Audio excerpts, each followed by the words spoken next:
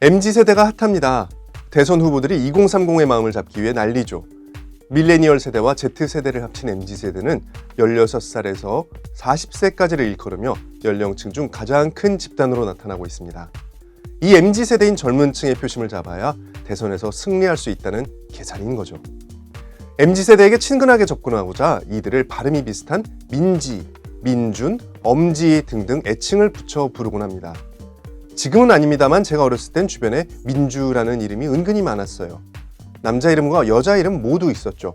어쩌면 부모님들이 우리나라의 민주주의가 오기를 희망하는 마음으로 그런 이름을 붙였는지 모르겠습니다. 정치에서 항상 빠지지 않고 등장하는 단어가 민주입니다.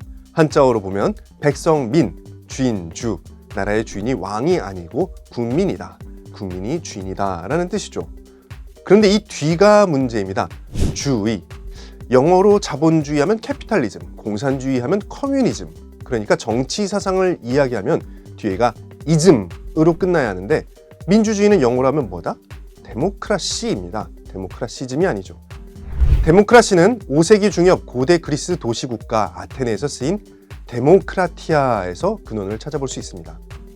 데모스와 크라티아의 합성어인데 데모스는 people, 사람, 인민을 뜻하고요.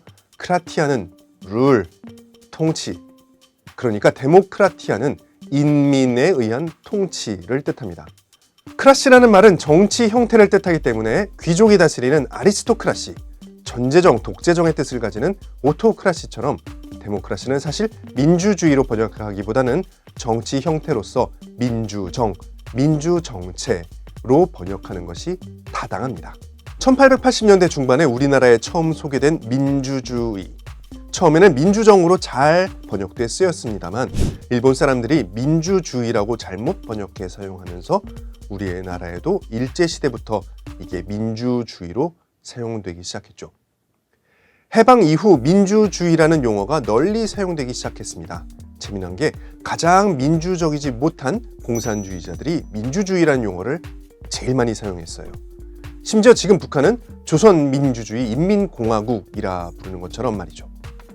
공산주의자들이 자신들을 민주진영이라 자칭하고 그들의 기관지 이름을 민주주의라는 월간지까지 발행한 것을 보면 공산주의자들의 언어 전술을 새삼 확인해 볼 수 있습니다.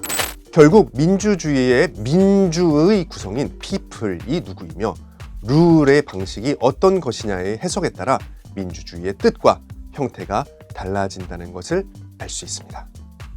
먼저 people, 사람, 인민의 의미를 고대 그리스에서는 아테네 시민권을 가진 사람들을 의미했고요. 우리나라 현대 서구 민주주의 국가에서는 통치를 받는 사람 전체를 의미합니다. 국민민주주의죠. 그런데 사실 미국에서도 처음에는 이게 국민이 아니라 백인 남자들만 참정권을 가졌었기 때문에 이 people의 의미가 백인 남자만의 민주주의였었다고 볼 수도 있습니다. 그런데 지금 공산주의자들이 말하는 people은 가변적입니다. 공산주의자들의 people은 자본가, 지주들을 제외한 사람들만을 뜻하는 인민이 됩니다.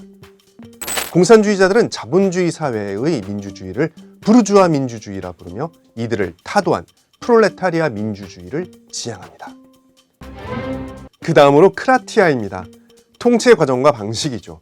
상이한 의견들의 자유경쟁을 보장하는지 여부를 기준으로 민주주의의 의미가 달라집니다.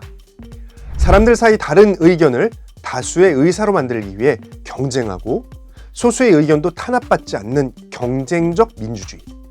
그리고 의견을 달리하는 사람들 간 자유로운 경쟁이 안 되고 소수파는 탄압받는 비경쟁적 민주주의입니다. 다수결로 결정됐다고 해서 소수의 의견을 묵살하고 표현의 자유를 억압하는 것이 우리가 지향하는 사회의 모습인가 생각해보면 좋을 듯합니다. 그리고 통치의 내용에 따라서도 달라집니다. 인민의 직접 통치와 간접 통치로 갈라집니다. 고대 아테네처럼 모든 인민들이 법률과 정책을 결정하고 이를 집행할 사람을 직접 선정하는 통치 방식인 직접 통치.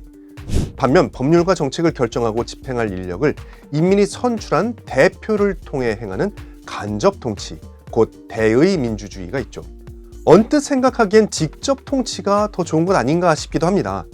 그러나 작은 도시도 아니고 마을이라면 가능할지도 모르겠습니다만 간접 통치 대의 민주주의가 훨씬 효율적이고 발전된 통치 방식입니다. 경제적으로도 비교 우위를 선택하는 거죠. 완전히 마음에 흡족하진 못하더라도 정치 전문가, 대표를 세워서 그들이 전념해서 정치 의사를 결정하게 하고 나는 내가 할 일, 생업에 전념하면 되니까요. 이게 잘 안 되는 경우 우리는 생업을 버려두고 광장으로 나와야만 합니다. 나라의 모든 일을 결정할 때마다 사람들이 우르르 나와서 매번 투표하고 결정해야 된다고 생각해 보세요. 1년 365일 중에 366일 동안은 그 일을 해야 할 겁니다. 과연 그게 가능할까요? 오늘은 민주주의에 대해 알아봤습니다. 저는 더 워드위의 이진수입니다. 여러분의 생각을 댓글로 알려주세요. 우리 함께 배워가 보시죠. 구독과 좋아요, 알림 설정 부탁드립니다. 감사합니다.